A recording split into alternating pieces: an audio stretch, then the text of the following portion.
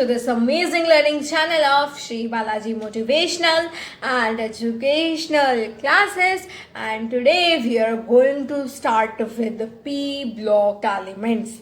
आज हम स्टार्ट करने वाले हैं P block elements का group number 13, that is boron family. और हम फॉलो करेंगे absolutely we will follow from NCERT. We will follow NCERT और एनसीईआरटी के साथ हम नोट्स को भी फॉलो करेंगे and we will add some details in that also. ठीक है, so you all have to make notes to the NCERT because you all know that NCERT is most important. तो हम अपकमिंग लेक्चर्स में we will follow NCERT for P block elements group 13 and group 14. One more information is that कि group 13 group 14 के बाद we will continue group 15, 16, 17 and 18. वो 12th के हैं तो 12th को देखेंगे हम, मतलब 12th के students can watch that and 13, 14, 11th के 11th के students can watch that. But कभी कभी क्या होता है कि 12th के बच्चों के कुछ कॉन्सेप्ट्स क्लियर नहीं होते 13th group and 14th group के, so they also can watch these videos. So let us get started. So this is Unit 11, P block elements. The variations and properties of P block elements due to the influence of D and F electrons in the inner core of the heavier element makes its chemistry more interesting. Can you understand what these lines want to say? एक बार और read करते हैं and then we are going to understand this line. देखो ये line क्या कह रही है कि जो वेरिएशन है इनकी प्रॉपर्टीज़ में, the variation in properties of P block elements due to the influence of D and F electrons. D and F electrons के इन्फ्लुएंस के बारे में हमने पहले ही रीड कर लिया, तो यहाँ पर हमें अच्छे से समझ आ जाना चाहिए. और जिन्होंने नहीं रीड किया सो इससे लास्ट वीडियो क्या थी, इनर्ट पेयर इफेक्ट वाली वीडियो आपको प्लेलिस्ट में मिल जाएगी. Okay, so you have to go to that video. So the variations in properties of the P block elements due to the influence of D and F electrons and the inner core of heavier elements makes its chemistry interesting. यानी कि हमने देखा था ना कि जैसे D और F electrons आ रहे थे तो शील्डिंग पुअर हो रही थी. हमने एक टेबल फैन वाला एग्जांपल लिया था, है ना. और उस शील्डिंग के पुअर होने से क्या हो रहा था वहाँ पर कि वहाँ पर जितने भी इलेक्ट्रॉन्स थे, यानी कि जो डी और एफ सब शेल के बाद, क्योंकि एक पर्टिकुलर शेल का ही होता है वो पार्ट, तो डी और एफ सब शेल के बाद जो भी एस पी के सब शेल्स आ रहे थे उनमें क्या हो रही थी, पुअर शील्डिंग. यानी कि जैसे अगर मैं आपको बताऊं कि यहाँ पर ये हमारा क्या हो गया, प्रोटॉन न्यूक्लियस, तो यहाँ पर ये हो गया फर्स्ट शेल. तो फर्स्ट शेल में तो सिर्फ एस वाला होता है ना. नेक्स्ट जब हम देखते हैं सेकेंड शेल में तो ये हो गया सेकेंड शेल और इसमें क्या होगा, एस और पी होगा. थर्ड में होगा एस पी डी, है ना. थर्ड में क्या होगा, एस पी डी. और जब फोर्थ की बात आएगी तो फोर्थ में क्या होगा, एस पी डी एफ. तो फिर जब हमने क्या देखा था यहाँ पर, हमने क्या नोटिस किया था कि जब ये जो यहाँ पर डी इलेक्ट्रॉन्स आ गए और यहाँ पर डी एफ इलेक्ट्रॉन्स आ गए, तो इन डी इलेक्ट्रॉन्स के बाद अब ये जो दोनों एस पी इलेक्ट्रॉन्स हैं इस यहाँ पर, क्योंकि ये तो लास्ट में होगा, हम इसके बाद ये जो एस पी इलेक्ट्रॉन्स हैं इनको ज़्यादा फोर्स यहाँ पर यू कैन से फील हो रहा है ना. यहाँ पर ज़्यादा फोर्स फील हो रहा है क्योंकि ये क्या करते हैं, पतली सी वॉल बना देते हैं, पतला सा एक कर्टेन की तरह बिहेव करते हैं. बल्कि इन्हें किसकी तरह कम से कम बिहेव करना चाहिए था, एक थिक कर्टेन की तरह, नहीं तो वॉल की तरह, है ना. हमने एग्जांपल लिया था. ओके, सो ये था एक ब्रीफ सा इंट्रोडक्शन, ब्रीफ सा overview of the last lecture, है ना.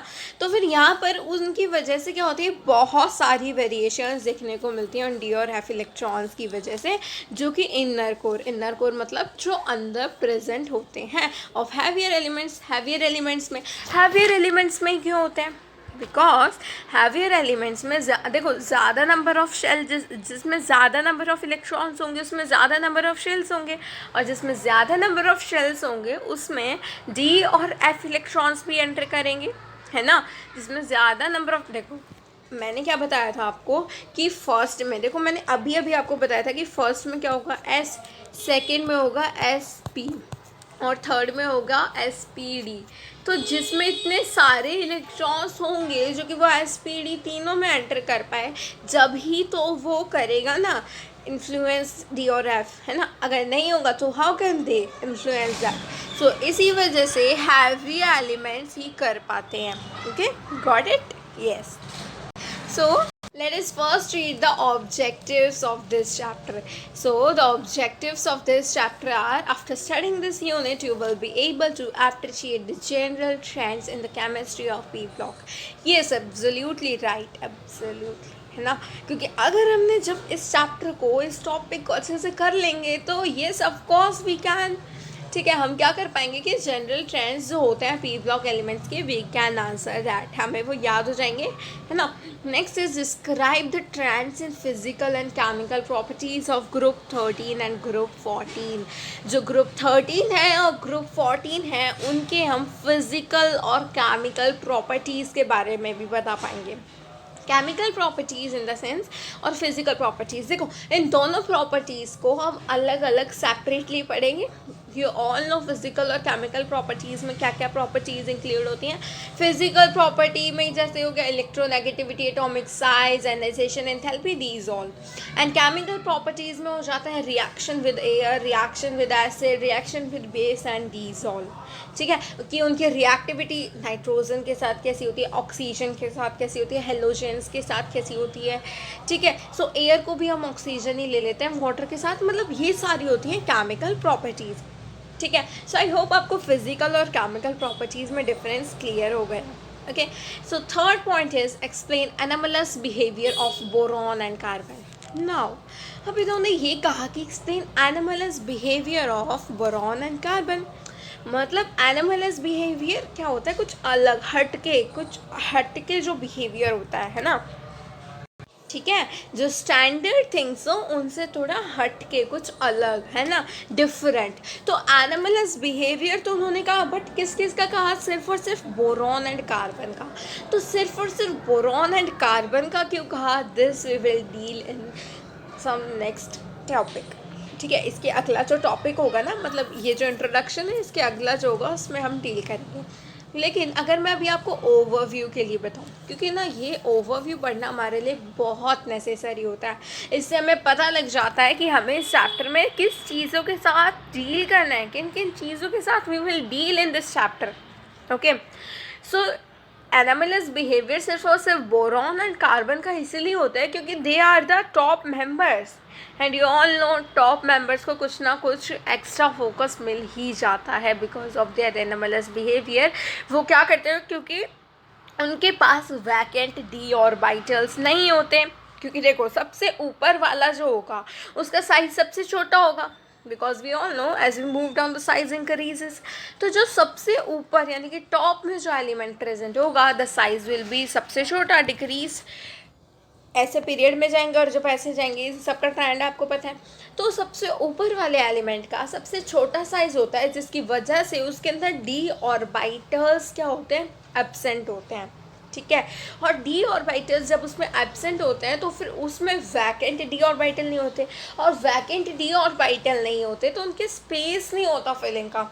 इसके वजह से उनकी कोवलेंसी में भी डिफरेंस आता है, बहुत सारी प्रॉपर्टीज़ में डिफरेंस आता है. This we will study later. Next is describe allotropic forms of carbon. We all know carbon बहुत सारी chains बना सकता है, that forms a lot of chains. Carbon की catenation वाली property की वजह से हमारी एक नई branch बन गई chemistry की, especially based on carbon, that is organic chemistry. ठीक है, तो उसके एलोट्रॉप्स भी होते हैं, जैसे कि डायमंड, कार्बन के डायमंड, ग्राफाइट, बकमिनिस्टर फ्लेरेंस. ठीक है, सो इनके बारे में भी हम कुछ लेक्चर्स में डील करेंगे. Next is know the chemistry of some important compounds of boron, carbon and silicon. ठीक है, सिलिकॉन के, बोरॉन के और कार्बन के कुछ इम्पॉर्टेंट कंपाउंड्स के बारे में भी डील करेंगे. Last but not the least is list the important uses of group 13 and group 14 elements and their compounds. उनके हम uses करेंगे और उन elements के जैसे group 13 और group 14 के उन सबके uses compounds वगैरह हम देखेंगे.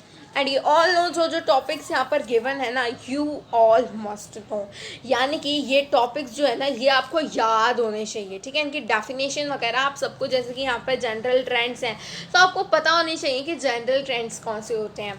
फिजिकल केमिकल प्रॉपर्टी के ट्रेंड्स पता होना चाहिए, एनिमल्स बिहेवियर पता होना चाहिए, क्योंकि यू ऑल नो कि NCERT is most important for any kind of examination. Your board, your NEET, your JEE exam, any entrance exam is from based only and only in from your NCERT. ठीक है, सो कम से कम आपको ये चीज़ें तो आपको याद होनी चाहिए. So without wasting any time let us start. Now, in p block elements, the last electron enters the outermost p orbital.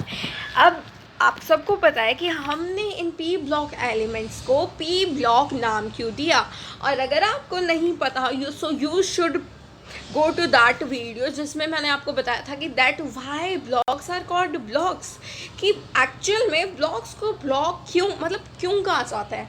किसको मैंने कह दिया p ब्लॉक, इसको s ब्लॉक, इसको d ब्लॉक, बट why, कुछ रीज़न होगा. ठीक है, तो वो रीज़न हमने सेकेंड वीडियो में डिस्कस किया था, सेकेंड और आई थिंक सो फर्स्ट में. ठीक है, सो वो हमने उस वीडियो में डिस्कस किया था. सो इन p block elements the last electron enters outermost p orbital. I have already told you, as we know that the number of p orbitals is 3 and therefore the maximum number of electrons that can be accommodated in a set of p orbitals is 6. See up here guys, focus here. देखो अब p block ना, कुछ p जो subshells वगैरह होते हैं वो कुछ इस तरीके से होते हैं, यानी कि उसका बॉक्स कुछ ऐसा होता है.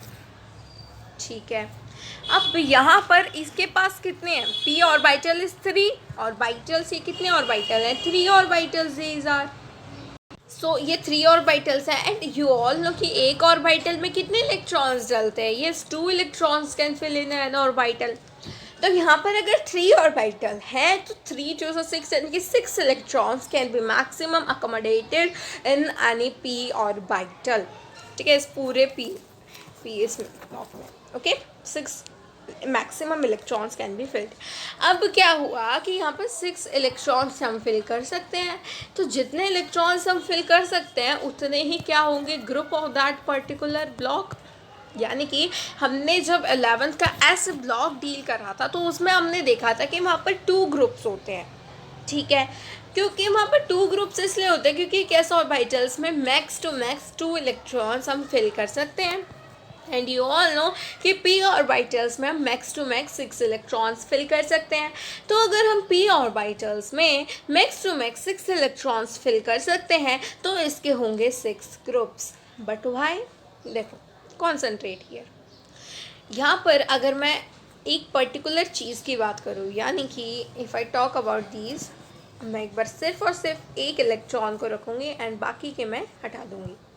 ओके, सो अब क्या होगा p ब्लॉक में, मतलब कि हम किसी भी ग्रुप को डील करते हैं तो क्या होगा कि उसमें क्या होगा, एक पर्टिकुलर वैलेंस शेल होगा. ठीक है, अब वैलेंस शेल से क्या होगा कि p ब्लॉक का एक ग्रुप का क्या हो जाएगा, फर्स्ट वैलेंस, सिर्फ एक इलेक्ट्रॉन होगा p ब्लॉक में. दूसरे ग्रुप में जब हम चलेंगे तो 2 इलेक्ट्रॉन्स हो जाएंगे p ब्लॉक में. तीसरे ग्रुप में जब हम चलेंगे तो 3 इलेक्ट्रॉन्स हो जाएंगे वैलेंस शेल में. ठीक है, p ब्लॉक के. ऐसे ही चलते चलते चौथे ग्रुप में 4 और 5वें में 5, छठे में 6. तो इस तरीके से 6 ग्रुप्स बन गए. ऐसे ही अगर मैं डी ब्लॉक की बात करूँ तो डी ब्लॉक को जब हम बाद में डील करेंगे, जब हमें पता लगेगा कि डी ब्लॉक में होते हैं टोटल ऑफ 10 ग्रुप्स. ग्रुप 3 से लेकर ग्रुप 12 तक, 3 4 5 6 7 8 9 10 11 and 12. So there are total of 10 groups. Okay, total of 10 groups. 3 से स्टार्ट होते हैं और कहाँ तक चलते हैं, 12 तक. तो 3 4 5 6 7 8 9 10 11 and 12. So there are total of 10 groups. ठीक है। सो इस तरीके से आई होप आपका कॉन्सेप्ट क्लियर हो गया होगा कि जितने नंबर ऑफ इलेक्ट्रॉन्स उसमें अकोमोडेट हो सकते हैं मैक्स टू मैक्स, तो उतने ही नंबर ऑफ ग्रुप्स क्यों होते हैं। Now let's move to our NCERT. Consequently, there are 6 groups of p block elements in the periodic table from 13 to 18. Okay, we have done this. Boron, carbon, nitrogen, oxygen, fluorine and helium had these groups. Yes. First हम क्या देखेंगे, boron family, next क्या होगी, carbon family, then जो third होगी यानी कि 13th और 14th तो हम 11th में डिस्कस करेंगे, boron family and carbon family. उसके बाद जो nitrogen family, oxygen family, halogens family and noble gas family, this we will complete in 12th class, ठीक है। और ऑक्सीजन फैमिली को हम क्या बोलते हैं, ग्रुप 16 एलिमेंट्स को चैल्कोजेंस। इन सब के हम रीज़न देखेंगे कि वाई वी से लाइक दैट, ठीक है। तो ये हो गई कि ये एलिमेंट्स क्या करते हैं, इस फैमिली को मतलब इस पूरे ब्लॉक को क्या करते हैं, हेड करते हैं। These are the head of this full block, this full block. Their valence shell electronic configuration is NS2NP126, ठीक है, NS2NP126 except for helium. You all know कि हीलियम का एटॉमिक नंबर होता है 2 और जिसकी वजह से उसकी इलेक्ट्रॉनिक एटॉमिक नंबर, हाँ यस उसकी इलेक्ट्रॉनिक कॉन्फ़िगरेशन होती है 1s2 ओनली। सो उसको ना मतलब हम ले लेते हैं एक तरह से पी ब्लॉक में मान लेते हैं, बट एक्चुअली उसकी इलेक्ट्रॉनिक कॉन्फ़िगरेशन यानी कि valential electronic configuration is not like other members of the p block. And one mistake that many students do is that कि वो इलेक्ट्रॉनिक कॉन्फ़िगरेशन को कुछ इस तरीके से लिख देते हैं NS2NP 026। तो उनके लिए एक स्पेशल नोटिस, स्पेशल मैसेज ये है कि this electronic configuration, this way of writing electronic configuration is absolutely wrong, ठीक है। ये रॉन्ग इसलिए guys because we all know कि अगर NP यानी कि अगर P सबशेल में 0 इलेक्ट्रॉन्स होंगे, so that will not be a part of P block, ठीक है। And if that will be not a part of P block, then how the electronic configuration will be from 0 to 6। Hence the correct electronic configuration is this. So electronic configuration पर भी आपको ध्यान देना है। Next, the inner core of the electronic configuration may however differ. The difference in inner core of elements greatly influence their physical properties such as atomic and ionic radii, ionization enthalpy, etc. as well as chemical properties. और ये line ना अगर आप यहाँ से यहाँ तक specially यहाँ से लेकर पूरी आप अगर देखो यहाँ तक स्पेशली यहाँ तक, तो यहाँ से यहाँ तक एज इट इज़ आपको प्रदीप बुक में मिल जाएगी एज इट इज़। सो मैं क्या बताना चाह रही हूँ यहाँ से कि रेफरेंस बुक्स ना इम्पॉर्टेंट है, यू कैन से इम्पॉर्टेंट बिकॉज उनसे क्या होता है ना, हमें लर्निंग यानी कि हमें किसी टॉपिक का डीप डिटेल मिलती है। बट इम्पॉर्टेंट क्या है, only and only NCERT, chemistry हो, बायोलॉजी हो, सिर्फ NCERT ज़्यादा इम्पॉर्टेंट है। और फिज़िक्स में भी NCERT इज़ इम्पॉर्टेंट। ओके, सो अब क्या है, क्या कहने चाह रहे हैं यहाँ पर कि इनर कोर की इलेक्ट्रॉनिक कॉन्फ़िगरेशन डिफरेंट हो सकती है और जिसकी वजह से बहुत सारे वहाँ पर क्या मिलते हैं, बहुत सारी केमिकल प्रॉपर्टीज़ पर इन्फ्लुएंस मिलता है। अब ये इनर कोर की इलेक्ट्रॉनिक कॉन्फ़िगरेशन डिफरेंट से क्या बताना क्या चाह रहे हैं हमें ये, so can you tell me in the comment section. ये मैंने आपको थोड़ी देर पहले जब हम चैप्टर को स्टार्ट कर रहे थे इनर कोर के बारे में मैंने आपको बताया था कि उसकी इलेक्ट्रॉनिक कॉन्फ़िगरेशन कैसे डिफ़र करती है और उसकी वजह से क्या क्या डिफरेंस आते हैं। सो नाउ अब आपकी बारी है बताने की and you will tell me in the comment section, okay, as well as chemical properties. Consequently, a lot of variation in properties of elements in group of P block is observed. और इसी की वजह से बहुत सारे जो है elements में यानी कि सारे एलिमेंट्स में अलग अलग प्रॉपर्टीज़ मिलती है, बहुत सारे वेरिएशंस मिलते हैं।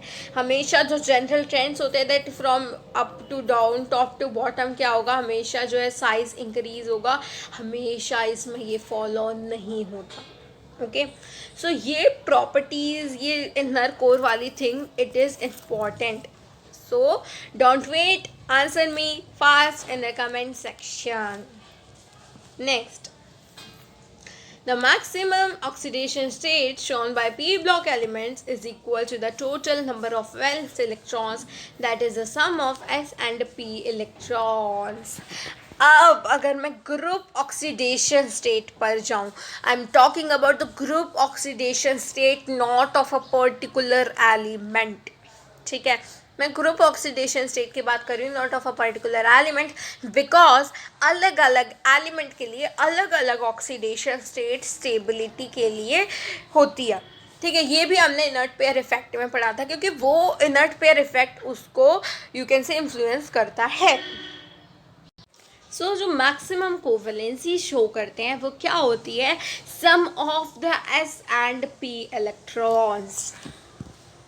एंड अगर अभी तक आपने आंसर नहीं दिया, so I want to tell you the answer is कि इनर कोर में जो इलेक्ट्रॉन्स होते हैं डी एंड एफ सबशेल के ना, मैंने आपको बताया था ना स्टार्टिंग में ही, वो जो ब्लू कलर सेंटेंस हमने पढ़ा था वहाँ पे हमने सीखा था ये कि जो इनर कोर इलेक्ट्रॉन्स होते हैं डी और एफ सबशेल के, वहाँ पर वो पुअर शील्डिंग करते हैं.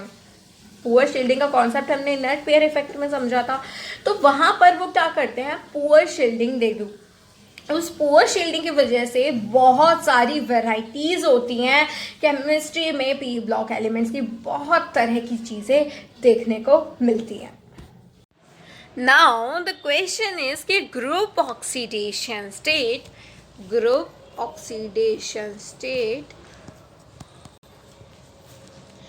ये मतलब ऐसे क्यों होती है, दैट मीन ग्रुप नंबर -10 और एक और मैंने आपको बताया था सम ऑफ वैलेंस इलेक्ट्रॉन्स. फर्स्ट तो ये हो गई, और सेकंड जो मैंने आपको बताया था दैट इज, फर्स्ट तो मैंने आपको बताया था group number -10 and second is sum of valence electrons, valence S and P electrons. तो ये ऐसी मतलब ऐसे ग्रुप ऑक्सीडेशन स्टेट इस तरीके से क्यों शो करता है, आई विल टेल यू. ठीक है, ये तो आप सबको पता होगा कि वैलेंस इलेक्ट्रॉन्स को ही बेसिकली ऑक्सीडेशन स्टेट में क्या जाता है, बिकॉज ऑक्सीडेशन स्टेट क्या होता है कि जब दो चीज़ें कंबाइन होगी, दो एलिमेंट्स, या फिर जब कभी भी बॉन्ड फॉर्मेशन होगी, तो उनके बॉन्ड फॉर्मेशन में जो उन पे एक पर्टिकुलर एलिमेंट पे जितना चार्ज चला जाएगा वो होगा ऑक्सीडेशन स्टेट. तो वहीं से ग्रुप ऑक्सीडेशन स्टेट. तो बेसिकली कितना बॉन्ड फॉर्मेशन में पार्ट लेते हैं वैलेंस इलेक्ट्रॉन्स. और डिफरेंस क्यों आता है, मतलब पर्टिकुलर एलिमेंट की स्टेबिलिटी में, क्योंकि कई बार सारे वैलेंस इलेक्ट्रॉन्स टेक पार्ट नहीं कर पाते. वो हमने इनर्ट पेयर इफेक्ट में क्या था कि क्यों नहीं कर पाते और कैसे स्टेबिलिटी होती है. Okay, so sum of valence electrons और valence S and P electrons. तो ऐसा इसलिए होता है क्योंकि जब वो दोनों चीज़ें कंबाइन करेंगी, जब बॉन्ड फॉर्मेशन होगा, तो पर्टिकुलर एलिमेंट पर कितना चार्ज जाएगा, that is shown by oxidation state. So ये हो गया second point clear. But first point is saying group number -10. What this mean कि भाई ग्रुप नंबर -10 का क्या मतलब है. अब जैसे 13 की अगर मैं बात करूँ तो क्या मैं 13 -10 से करूँगी, यानी कि ग्रुप ऑक्सीडेशन क्या +3 है. Yes, you are absolutely right, group oxidation state is +3. सो ऐसा क्यों होता है, मतलब ग्रुप नंबर -10 में क्यों कर सकती हूँ ऐसा, बिकॉज यू ऑल नो कि जब हमने सीखा था कि हम ग्रुप नंबर कैसे निकालते हैं, how to find group number, तो उस कंडीशन में हमने क्या किया था, जो हमारे वैलेंस इलेक्ट्रॉन्स आए थे, वैलेंस इलेक्ट्रॉन्स में हमने प्लस क्या कर दिया था, 10 प्लस कर दिया था जब हमारा ग्रुप नंबर आया था पी ब्लॉक का. तो अगर अब हमें किसकी ज़रूरत पड़ गई, वैलेंस इलेक्ट्रॉन्स की, तो अब हम क्या कर देंगे, ग्रुप नंबर में से 10 माइनस कर देंगे, तो हमारे क्या आ जाएंगे, वैलेंस इलेक्ट्रॉन्स. ओके, तो इधर से ये प्रूफ होता है कि ग्रुप नंबर -10 से आखिर मैं ऐसा क्यों कर सकती हूँ. और जिन बच्चों को समझ नहीं आया ना कि हमने ऐसा कब किया था, हमने वैलेंस इलेक्ट्रॉन में 10 प्लस कब किए थे, so you have to go to the second video. ठीक है, फर्स्ट वीडियो में मैंने आपको बताया था why blocks are actually known as blocks. Second video में मैंने आपको period number and group number finding trick बताई थी. थर्ड वीडियो में मैंने आपको इनर्ट पेयर इफेक्ट बताया था. And this is the fourth video जिसमें मैं आपको मेन कॉन्सेप्ट पर लाई हूँ, दैट इज बोरॉन फैमिली. ठीक है. They are also main, but वो क्या थे, बेसिक्स थे जिनके बिना आप आगे नहीं आ सकते, और मेन ये हो गया. Okay, so let's come on to the next thing. So the next thing is saying clearly the number of possible oxidation states increases towards the right of the periodic table. यानी कि it is saying that clearly number of possible oxidation state increases towards the right of the periodic table. यानी कि periodic table के right में जितना हम ज़्यादा जा रहे हैं उतना ही उसका group oxidation state increase हो रहा है. बट वो कुछ इस तरीके से क्यों कह रहा है कि जितना हम राइट में जा रहे हैं उतना ही ग्रुप ऑक्सीडेशन स्टेट आखिर क्यों इंक्रीज कर रहा है. सिंपल सी बात है, आप फर्स्ट वाले फॉर्मूले पे आप जा सकते हैं. हमने क्या किया था, group number -10 and group number क्या कर रहा है, इंक्रीज कर रहा है. यानी कि अगर मैं सबसे राइट वाले पर जाऊँ, यानी कि 18 - 10 दैट इज़ 8. उससे पहले 17 वाले पे जाऊँ तो 17 - 10 is equals to 7. Simple logic लगाना है हमें, और सिंपल क्वेश्चंस होते हैं, सिंपल थिंग्स होती है, बट ओनली हमें क्या करना है, कॉन्सेप्चुअल क्लैरिटी रखनी है. Okay guys, let's come on to next thing. That is in addition to this so-called group oxidation state, p block elements may show other oxidation states which normally but not necessarily differ from the total number of valence electron by unit of 2. Commonly ऐसी oxidation states show करते हैं, commonly ऐसा होता है, but हमेशा ऐसा है ये कोई ज़रूरी नहीं है. तो हम स्टेबिलिटी वाली चीज़ हमने नट पेयर इफेक्ट में डिस्कस कर ली थी, और हम एक बार फिर से डिस्कस करेंगे जब हम इस चीज़ को और डिटेल में पढ़ेंगे थोड़ी देर बाद. ठीक है, तो क्या होगा कि यहाँ पर ग्रुप ऑक्सीडेशन स्टेट हमेशा स्टेबल नहीं होती, आई हैव टोल्ड यू. और वो कभी कभी स्टेबिलिटी के लिए एक्चुअल जो वैलेंस इलेक्ट्रॉन्स है ना, so other oxidation state which normally but not as differ from the total number of valence electron by unit of 2. Actual valence electron, valence shell में जितने इलेक्ट्रॉन्स होंगे उससे 2 यूनिट से डिफर करती है वो. Okay guys, the important oxidation states exhibited by p block elements are shown table 11.1. so without wasting time, let us come to table 11.1. So guys this is the table 11.1, और इसमें जैसे 13th group के first member of the group oxidation state and other oxidation state वो इस तरीके से हमें given है. 13 और 14 को बेसिकली अभी हमें 11th में पढ़ना है, बट यहाँ पर सभी के गिवन है, और ये भी ज़्यादा दूर नहीं है. यानी कि 15, 16, 17, 18 भी इतने पर आए नहीं है, ये भी अपने ही है. We have to study it some months later, but हमें पढ़ना तो है. तो एक बार सबकी हम एक बार देख लेते हैं. तो general electronic configuration we all know NS2 NP1, ये तो आज हमने डिस्कस कर ली. एंड मैंने जैसा कि आपको बताया था कि वैलेंस इलेक्ट्रॉन्स से ये NP2 और ये यहाँ पर NP3, यहाँ पर NP4, NP5 एंड NP6 से इंक्रीज़ करता जाएगा. सो वो ट्रेंड तो आप यहाँ पर भी देख सकते हैं कि ये कैसे इंक्रीज़ कर रहा है. So first member of the group यहाँ पर दे रखा है कि हमने यहाँ पर देखा भी था कि boron, carbon, nitrogen, oxygen, fluorine and helium will add these groups, और इनके ग्रुप ऑक्सीडेशन +3 +4 +5 +6 +7 +8. यस, क्योंकि 13 में से 10 माइनस किया तो +3, 14 में से 10 माइनस किया तो +4, 15 में से किया तो +5 and so on. Okay, and other oxidation states exhibited by these groups is given here. Okay guys, so let's move on to the last topic again. So now आप में से बहुत सारे बच्चों के दिमाग में क्वेश्चन भी आया होगा कि why we are taking इतना सारा time in reading NCERT. Simple guys, we are not only reading NCERT, we are going into the details of NCERT so that आपको किसी और रेफरेंस बुक की ज़रूरत ना पड़े, आपको NCERT अच्छे से समझ आ जाए और आप इसमें से अच्छे से नोट्स बना सकें. ओके, सो जिन फ्रेंड्स के जिस फ्रेंड के क्वेश्चन ये दिमाग में आया, so this is the answer of that question. So यहाँ पर वापस आ जाते हैं यहाँ पर हम, और यहाँ पर क्या दे रखा है. Next is in boron, carbon and nitrogen families, the group oxidation state is the most stable state for lighter elements. Important, you should star mark this line.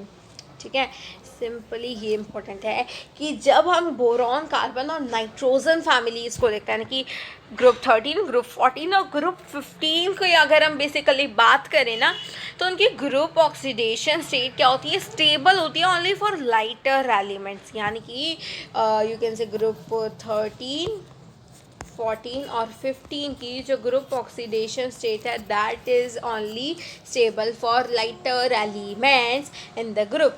However, the oxidation state 2 unit less than the group oxidation state becomes progressively more stable for the heavier elements in each group. ठीक है, मान लो कि मैंने group 13 की बताई आपको, you can say oxidation state as +3, तो जितना ज़्यादा हम okay, so the occurrence of oxidation states 2 unit less than the group oxidation states are sometimes attributed to the inert pair effect. यानी कि इसका जो सारा जो मतलब ये कहा ना कि ग्रुप ऑक्सीडेशन स्टेट की स्टेबिलिटी डिक्रीज हो जाती है एज यू मूव डाउन, इसकी वो किसकी वजह से होता है, इनर्ट पेयर इफेक्ट की वजह से.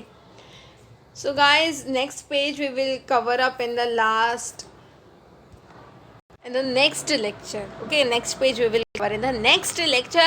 Till then, bye bye, take care. So guys, this is the second page, and this table we have already discussed in the last lecture. So if you have any doubts in this table, you have to go to the last lecture. Okay, so the link will be in your description box. So we have to start from here today. The relative stabilities of these two oxidation states, group oxidation state and 2 unit less than. The group oxidation state may vary from group to group. यानी कि ऐसा ज़रूरी नहीं है कि हमेशा stability group oxidation state -2 वाले की ही ज़्यादा होगी एज वी मूव डाउन, और आप जो भी ट्रेंड है हमेशा वही ट्रेंड फॉलो नहीं होगा. कि ऐसा ट्रेंड था ना कि as we move from top to bottom stability of group oxidation state -2 increases and as we move down group oxidation state वाली stability decreases. ऐसा हर एक ग्रुप में बिल्कुल भी फॉलो नहीं होगा. ओके गाइस, सो यहीं पर ही ऐसा कहना चाह रहे हैं कि the group oxidation state and 2 unit less than the group oxidation state stability may vary from group to group and will be discussed at appropriate places. It is interesting to note that the non-metals and metalloids exist only in the P block. Guys, I want to tell you a very important feature of P block.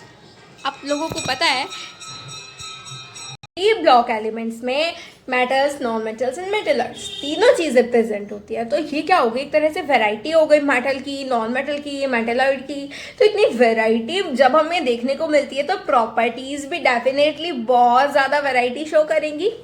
So metals, non metals और metalloids की वजह से 3 तरह की चीज़ें present होने की वजह से एक पर्टिकुलर ग्रुप में बहुत सारी वैरायटीज़ हमें देखने को मिलती हैं.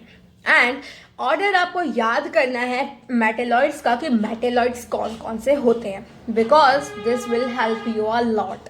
क्योंकि जब मेटलॉइड्स होते हैं ना, उनकी जब हम लेफ्ट में देखें, मेटलॉइड्स के लेफ्ट में क्या होते हैं, सारे मेटल्स प्रेजेंट होते हैं. Like suppose if I am talking about the boron family, तो बोरॉन सबसे ऊपर जो बोरॉन होता है दैट इज अ मेटलॉइड. तो मेटलॉइड के नीचे जितने भी चीज़ें जैसे कि सिलिकॉन नॉट, बोरॉन के नीचे एल्यूमिनियम, गैलियम, इंडियम, थैलियम, ये सारी चीज़ें क्या होती हैं, मेटल्स होती हैं. तो जो यू कैन से मेटलॉइड होते हैं उनके लेफ्ट में जो भी एलिमेंट्स प्रेजेंट होते हैं they all are metals, and right में जो भी एलिमेंट्स प्रेजेंट होते हैं they all are metalloids. So I am giving you the trick to learn metalloids. सारे मेटलॉइड्स की मेमोरी टिप मैं आपको दे रही हूँ. Watch that very very carefully. So I hope आपको ट्रिक अच्छे तरीके से समझ आ गई जो मैंने आपको बताई. और अगर if you have any doubts still now ना, so I have this for you. इस पेज में मैंने पहले से ही आपके लिए सारी चीज़ें नोट डाउन कर रखी थी, बट ये सारी तो हमें NCERT में पता लगी गई थी, तो हमें हर एक चीज़ को डीप में जाने की तो ज़रूरत है नहीं. we have to go on this basic information. ये वाली बेसिक इन्फॉर्मेशन क्या कह रही है कि जो हमारे मेटलॉइड्स हैं, boron, silicon, germanium, astatine, antimony, tellurium, polonium, इनकी ट्रिक क्या होगी? Same as I have told you some seconds ago, बच्चे सीता गीता ऐश्वर्या सब टेनिस खेले। बच्चे सीता गीता ऐश्वर्या सब टेनिस खेले। ठीक है, सो बच्चे क्या डिनोट कर रहे हैं? बी को, सीता क्या डिनोट कर रही है? एस आई को, गीता क्या डिनोट कर रही है? जी ई को, ऐश्वर्या ए एस को, एंड एब्सोल्युटली राइट सब डिनोट कर रहे हैं एस बी को, with tennis is denoting T E. Okay, so I hope अगर आपको अब तक कोई डाउट थे तो वो अब इस चीज़ को देख के आपके क्लियर हो गए। And now let's move on to NCERT again. The non metallic character, oh sorry, the non-metallic character of elements decreases down the group. In fact, the heaviest element in each p block group is the most metallic in nature. So देखो एक बार शुरू से read करता है. It is interesting to note that the non-metals and metalloids exist only in the p block of the periodic table. The non-metallic character of elements decreases down the group. In fact, the heaviest element in each p block is the most metallic in nature. So guys, यहाँ पर ही क्या आपको बताना चाह रहा है? It wants to tell you कि as we move down ना, as we move down in a group, as we move down from up to bottom in a group, top to bottom in a group, the metallic character increases. So let's show metallic character by golden color, like orange like colour. So metallic character क्या करता है? Increase करता है. अच्छा guys, metallic character increase क्यों करता है? Have you any reason? अगर आपको पता है सो जल्दी से answer in the comment section. I am waiting for your answers. Okay, so I hope आप लोगों ने आंसर कर दिया होगा. Metallic character increase as we move down, increases because as we move down element क्या होते हैं? ज़्यादा नंबर ऑफ शेल्स होते जाते हैं और ज़्यादा नंबर ऑफ शेल्स, और जिसकी वजह से उसकी आयनाइजेशन एनर्जी क्या करती है? डिक्रीज़ करती है. और आयनाइजेशन एनर्जी डिक्रीज़ करती है तो ability to lose electron, tendency to lose electrons increase करने लगती है. कॉन्सेप्ट समझ आया अब, है ना? Ability to lose electron increase करने लगती है जितना हैवी एलिमेंट हो जाता है, जितने ज़्यादा नंबर ऑफ शेल्स एलिमेंट में हो जाते हैं. ठीक है, क्योंकि जब क्या होता है ना, जितने ज़्यादा शेल्स होंगे, लेट्स अगेन ड्रॉ, जितने ज़्यादा नंबर ऑफ शेल्स होंगे उतना न्यूक्लियस से फोर्स ऑफ अट्रैक्शन क्या होगा? यस, ये हमारा न्यूक्लियस है, यहाँ पर एक शेल, और जितने बड़ा हमारा साइज़ होता गया उतना न्यूक्लियस से दूर होता गया. आयनाइजेशन एनर्जी डिक्रीज़ होती गई, और आयनाइजेशन एनर्जी के डिक्रीज़ होने की वजह से क्या हो गया? यहाँ पर इलेक्ट्रॉन आसानी से जा सकता है, और इलेक्ट्रॉन आसानी से जा सकता है यानी कि वो इजीली कैटायन बन सकता है. और कैटायन ही एब्सोल्युटली यस, मैटर्स क्या होते हैं? टेंडेंसी जिसमें ज़्यादा होती है to lose electrons. Okay guys, clear? Yes. So इसी वजह से metallic character as we move from top to bottom, metallic character increase करता है, and as we move from top to bottom non metallic character decrease करता है. Okay, now the next thing is saying in general non-metals have higher ionization enthalpies and higher electronegativities than the metals. अब ये concept ना I really like this concept. ये concept इतना interesting है, और आप जब इस कॉन्सेप्ट को मेरे साथ समझेंगे तो आई होप आपको बहुत ही अच्छे से समझ आना चाहिए, है ना? आपको आएगा, इट विल लेट यू. इतना अमेजिंग कॉन्सेप्ट है ये. देखो, जिसको ये कॉन्सेप्ट ऐसा लगता है ना कि हाँ ये डिफ़िकल्ट है, उसकी आज ये सारी डिफ़िकल्टीज कट होने वाली है. यहाँ पर है हमारा nucleus. Okay, here is a word nucleus. So nucleus के बाद ये सारे हमारे हो गए शेल्स अगैन. ओके, सो इतने शेल्स हमने बना लिए. एंड नाउ अब क्या हो रहा है? ये है हमारा न्यूक्लियस, एंड यहाँ पर अगैन प्रेजेंट है electrons. Okay, I am not like counting, I am just randomly putting electrons, ठीक है। तो ऐसा मत कहना कि के शेल में इतने होते हैं, एल में इतने होते हैं, ओके।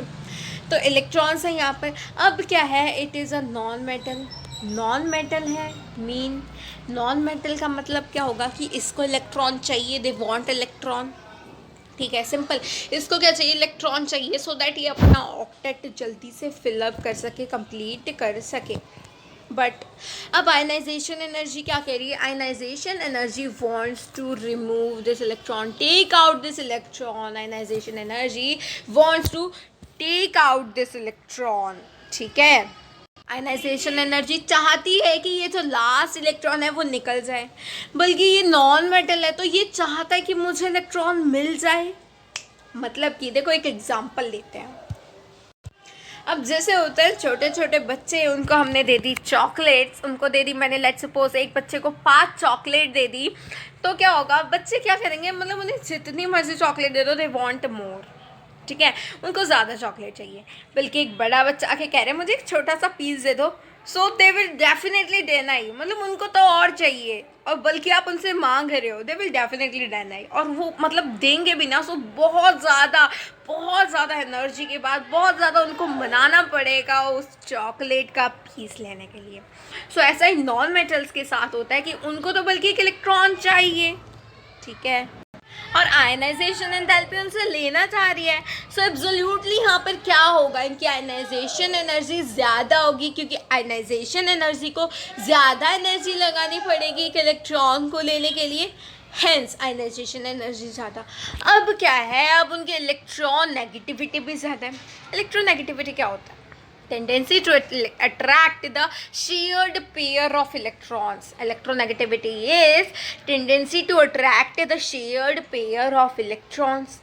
तो शेयर्ड पेयर ऑफ इलेक्ट्रॉन्स को कैसे अट्रैक्ट करेंगे, नॉन मेटल तो सबसे ज़्यादा अट्रैक्ट करेंगे ना गाइस, क्योंकि उनको तो इलेक्ट्रॉन्स ही चाहिए और उनको इलेक्ट्रॉन्स मिल रहे हैं, तो definitely they will attract more, जिसकी वजह से उनकी इलेक्ट्रोनेगेटिविटी भी ज़्यादा होती है और आयनाइजेशन एनर्जी भी ज़्यादा होती है। सो आई होप आपको यहाँ तक कॉन्सेप्ट क्लियर हो गया होगा।